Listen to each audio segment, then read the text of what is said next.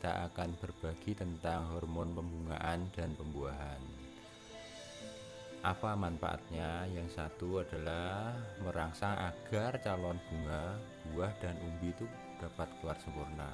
Yang kedua, dapat dilakukan untuk perlakuan agar tanaman buah itu dapat berbuah di luar musim, tapi ada syarat dan ketentuannya.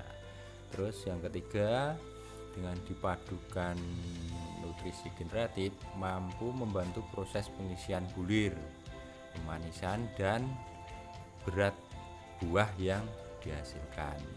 Jadi tingkat kemanisannya nanti akan bertambah. Bahan yang kita gunakan yang pertama adalah air kelapa sebanyak 5 liter, kurang lebih 5 liter. Yang kedua, daun ubi jalar 500 gram, MSG atau penyedap rasa 50 gram, buah sawo 2,5 kilogram. Terus ada juga air hangat, ini nanti untuk mencuci yang telah ada dalam wadah. Yang ke-6, gula aren sebanyak 500 gram. Yang ke-7, perlu kita siapkan juga blender.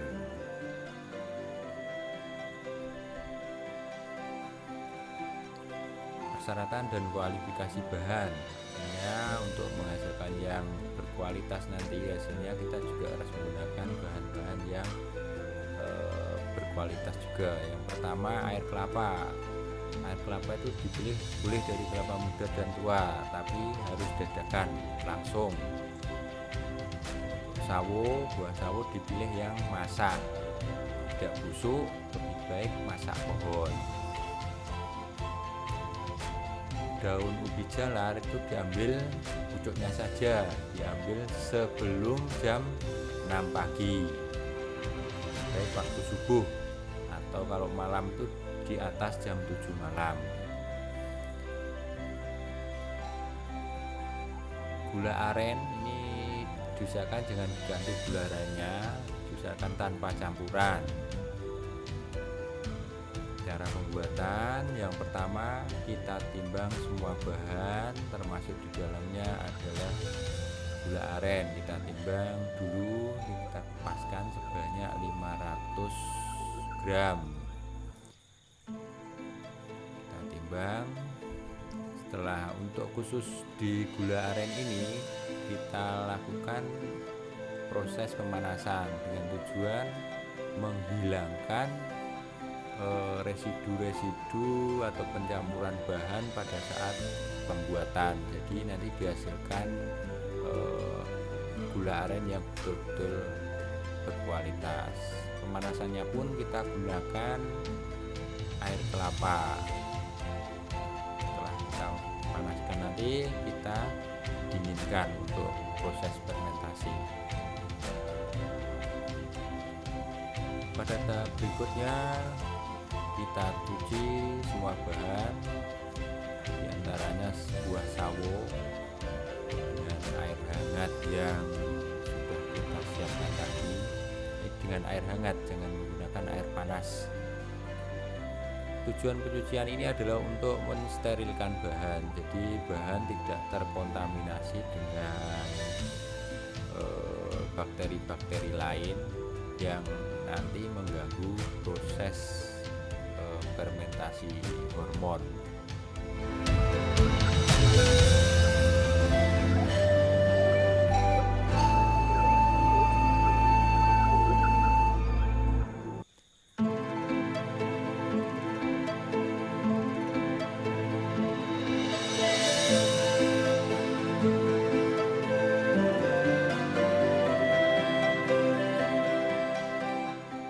Untuk buah sawo matang kita hilangkan bijinya, jadi yang kita pakai hanya kulit dan daging buahnya.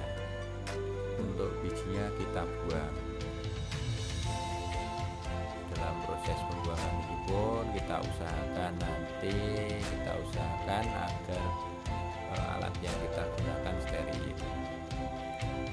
Selanjutnya proses pemblenderan. Nah, di sini yang menentukan air kelapa dadakan itu yang dimaksud adalah air kelapa langsung kita belah dan kita gunakan untuk perlakuan bahan.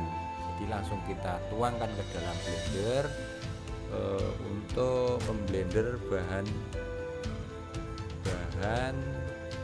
yang sudah kita siapkan. Terutama yang perlu kita blender adalah buah sawo matang dan daun ubi jalar. Langsung kita masukkan, kita tambahkan daun ubi jalar,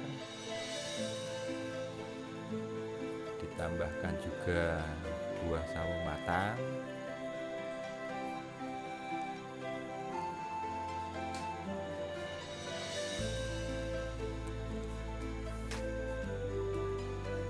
di blender beberapa saat sampai bahan nanti halus.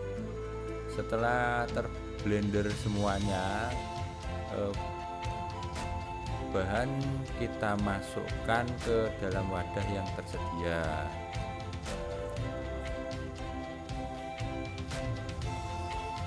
Kita campurkan juga bahan-bahan lainnya seperti MSG dan air gula yang sudah dingin.